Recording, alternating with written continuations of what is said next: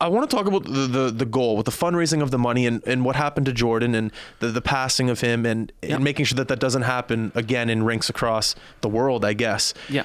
I'm not really sure of the medical condition and what it's called and what happened. And I know that the defibrillators? Defibrillators. Yeah. Well, you want to have those in rinks across the world. Yeah. Talk about that. Like, what's the goal of the tournament and what you want to raise awareness for? Yeah. So I'll kind of start with what Jordon had, and we really didn't find out until afterwards. A blood sample was sent to Harvard. Really? And was analyzed because at that time Jordon was 16, healthy, didn't eat any fast food, he was drinking coconut water. He, was very regimented in his training, trained with JP and a lot of the other pros here in Halifax, running up and down Citadel Hill with a weighted vest, dry land a couple times a week, on ice a couple times a week. That's the scary part about it, is that he was a tip-top healthy person. Oh, yeah. That's scary. And no known family history. So, and oftentimes, like, there are things like that, like sort of like sleeper conditions that are, under the hood, so to speak, and you just wouldn't know until oftentimes it's too late. So he had a condition, and it's called ARVC for short, but, the long medical term is arrhythmogenic right ventricle cardiomyopathy. Okay. So basically what happens is your right ventricle will sort of build up scar tissue that sort of closes over time until an episode happens. Yeah. It's not like, it's about 20 or 30 years old in the medical community, which seems like it's been around for a long time, but in the medical community, that's still a relatively new disease. No known cure for it. It's just something that you have to sort of monitor and that sort of thing. And, interesting. And sometimes when it comes to prevention, having a defibrillator put into your heart, if your heart goes to stop, and it just sort of automatically gives you that boost, and then you would immediately go to the hospital. That's kind of the only preventative measure that you could take. Yeah. So the goal of the tournament really started out with, hey, like, let's donate to heart research, and sort of started very broad. Didn't anticipate, even in our first year, I think it was $108,000. We had no idea that we were going to raise that much money, or that this would continue on so long.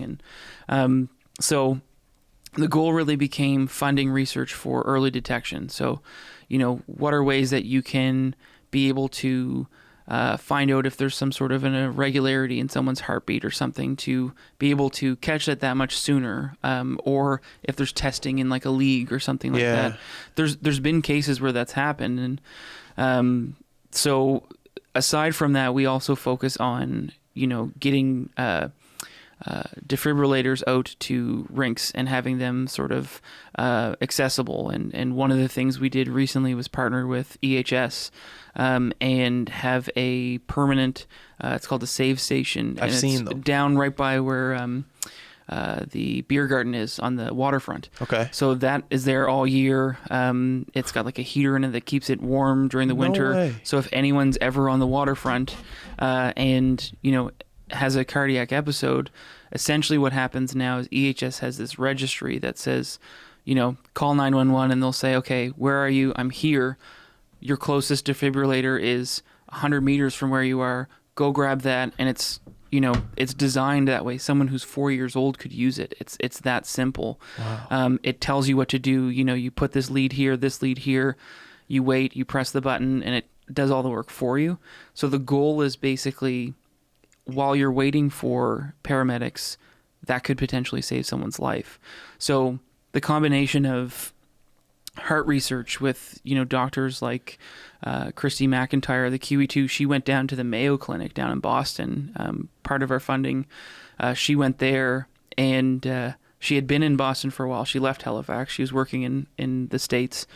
And then the funding that we did through the QE2 was to put her through this accelerated program to be able to learn about this condition and then come back and commit to staying in Halifax. So we brought that talent back, which is something we're super proud of. Absolutely. So, there's some really cool stuff with the research that's going on. And then aside from that, the ability to put those defibrillators out as a, another way to be able to sort of potentially impact someone's life. It's really the focus that we're doing with all the funds. It's interesting how, don't get me wrong, it relates to sport, but there's a part of it that doesn't. Like if you let's say you're at a cottage and there's no hospital anywhere near, you know, it would be nice if 1 in every 10 cottages had a defibrillator with them. That's you know, the thing. like it's in businesses too. Yeah. You know, like one of the big things when I started learning about this all, they talked about this study that came out in the 80s of like the weekend warrior. So like guys in their 40s and 50s playing weekend hockey, and at a higher risk of having a heart disease or something that they didn't know of, and having sudden death happen, and those sort of things, and just the awareness that this all brings of people to say, if you know of any sort of known family history, get that looked at. If you are sort of feeling a little unwell and there's some weird symptoms, get that checked out. Don't let that go. Most of the times when it comes to ARVC, it's asymptomatic, so you would not know until it's too late. But it just means that more people are talking about it and thinking about it top of mind, and that's kind of the goal at the end of the day. Man, it's such a rewarding feeling for you. That must be like, I know there's a lot of people helping you and there's a lot of things behind the scenes that a lot of people don't see, but the feeling you must get when you're able to, you know, send a doctor to Boston and learn for a couple weeks to come back to Halifax and start researching on how to solve a disease. Like, that's incredible. It's unbelievable. It is, it's one of those things when you're in it, you don't really think about it, but you know, there's times where I've sort of sat back and, you know, the day that you know everything happened, thinking that, you know, 6-7 years later, people across the country know Jordon's name, and can take his story and use it as a way to, you know, save lives. I think is something that to me means that his legacy is something positive. And you know, I always wanted Jordon to be remembered, and we as a family always did.